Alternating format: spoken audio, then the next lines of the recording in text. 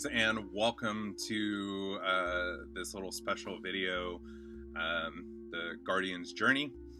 So, as many of you may know, I had an amazing spiritual journey experience a couple of weeks ago, and honestly, most of it I'm even still trying to work through, and I don't know when or if I may be sharing more with you.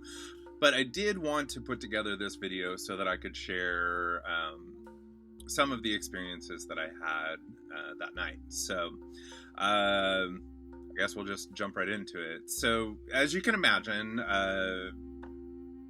emotions were definitely heightened as the evening began. What was cool was this was a journey that was actually dedicated to men and worked by a diverse group of beautiful and open-hearted men.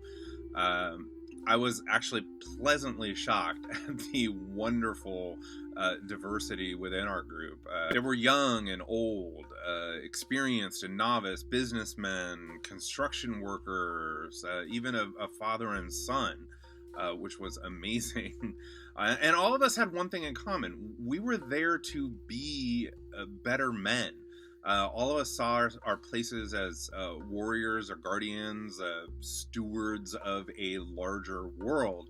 And all of us needed to take that next step towards understanding ourselves better so that we may actually become better.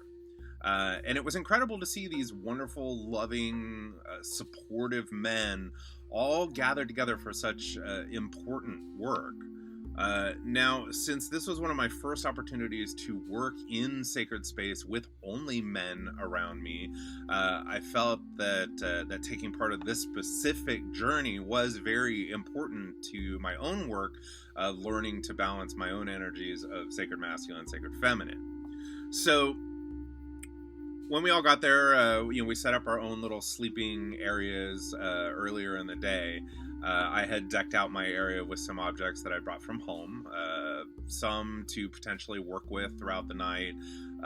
Others were only there for comfort and security, touchstones, as it were, should I feel like that I needed them. But as we got started, I had no trouble being in the space, holding the correct mindset for the work, but it seemed like my body was really fighting me. I just couldn't seem to let go enough to actually achieve the level of meditation that I was hoping for in this work.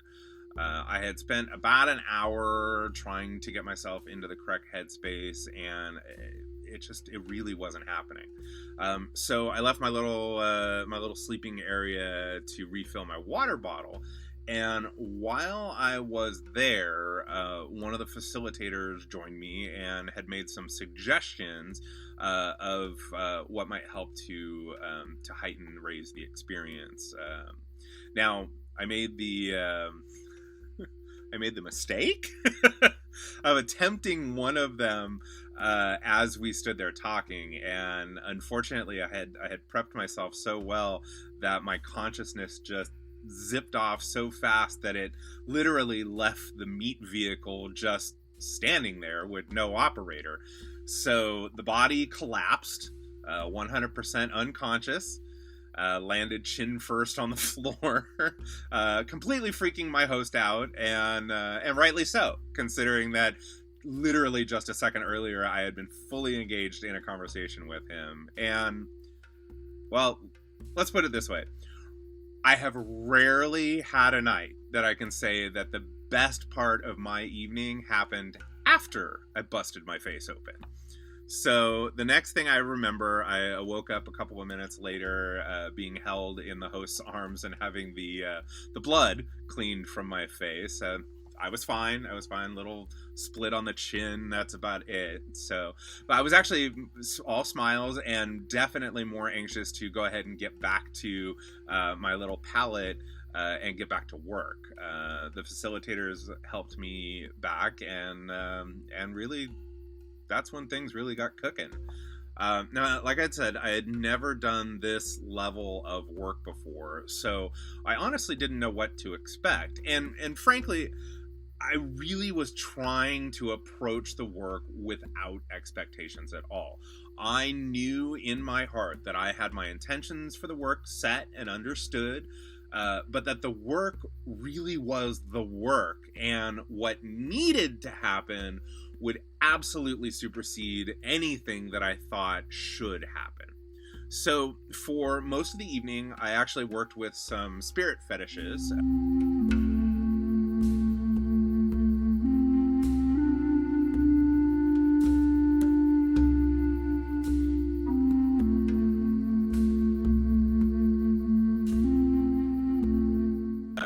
Namely, I worked with 3 bird wings. One was an owl wing dedicated to power, and the other 2 were actually a set of dove wings that were dedicated to the sacred masculine and the sacred feminine.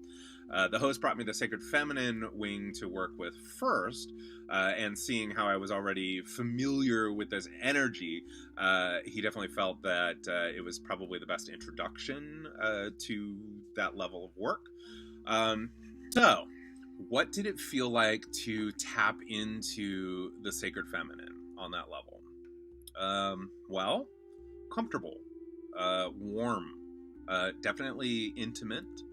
Kind of like a long, deep embrace from an old friend.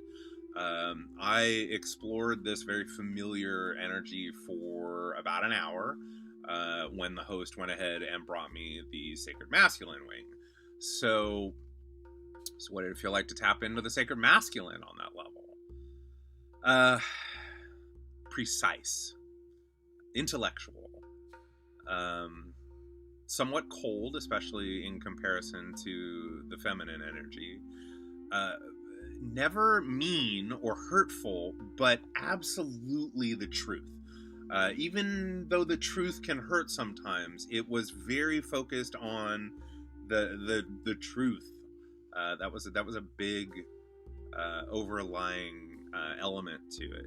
Now, obviously, since sacred balance is very important to me, and since I had a very phenomenal opportunity to work directly with these objects dedicated to those energies, I began to wonder what it would feel like to sort of hold on to both of those energies together and explore the wings simultaneously.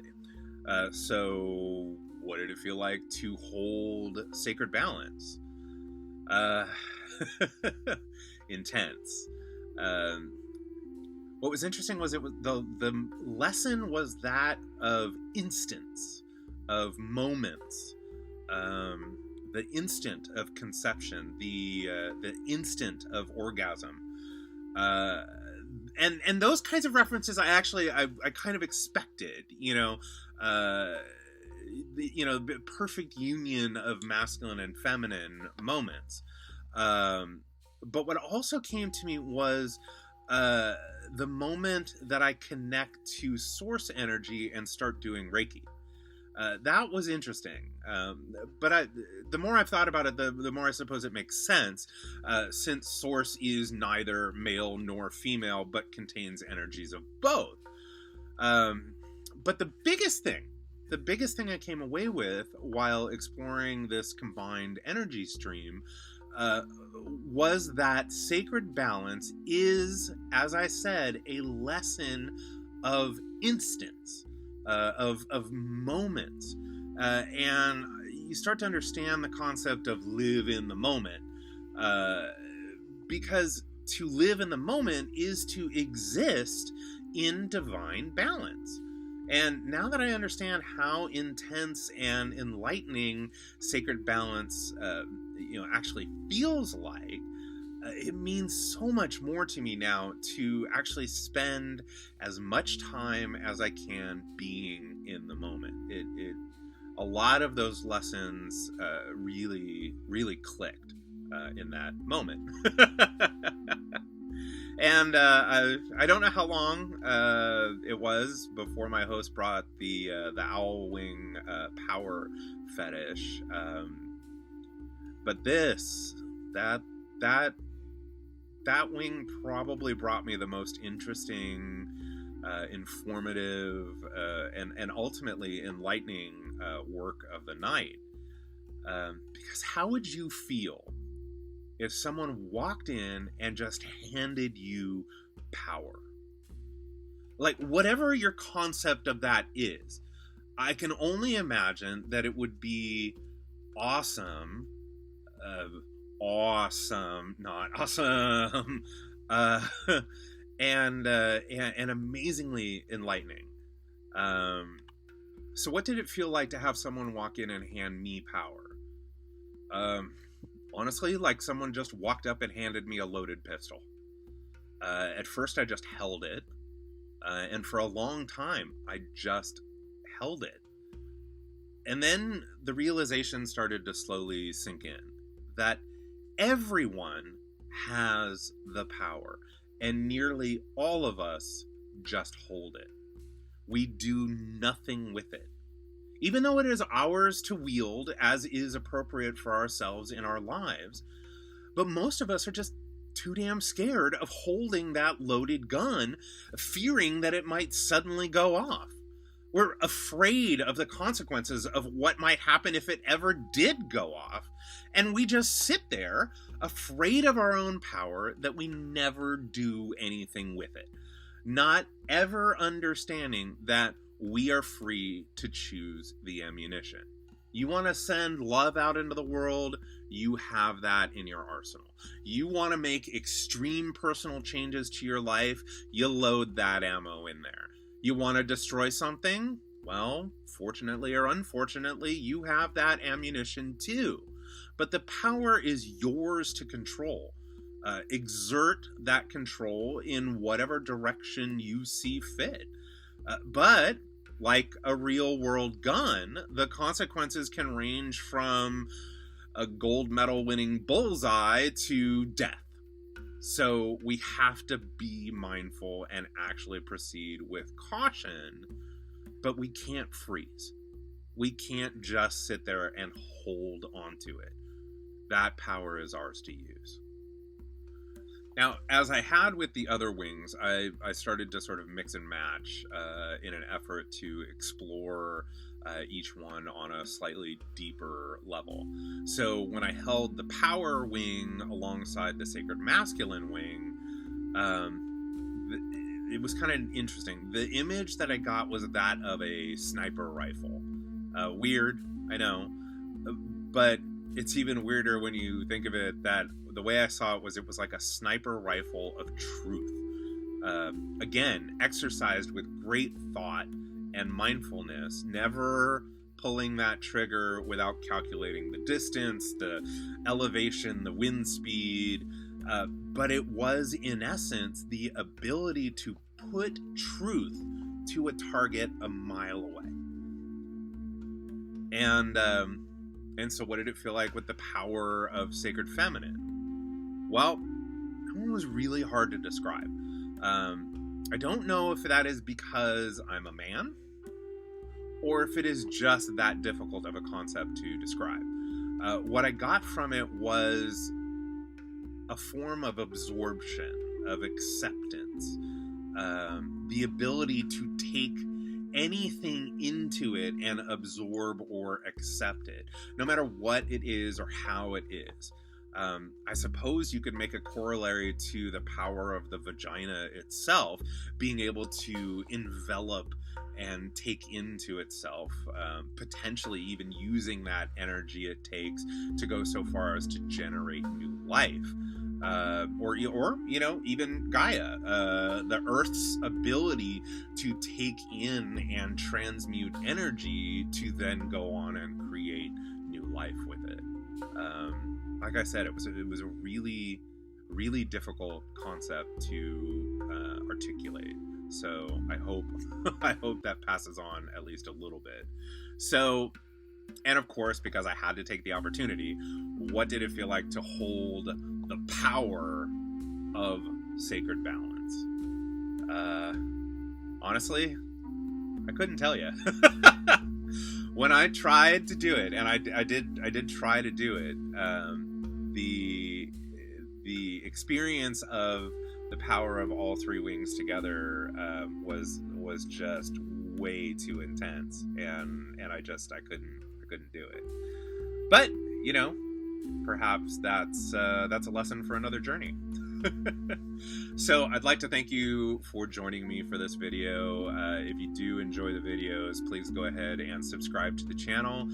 Go ahead and click that notification bell to stay up to date with everything from the Guardians of Sacred Balance. So as Bear saying, in life, in love, and in spirit, keep pushing for that positive forward motion. Thank you.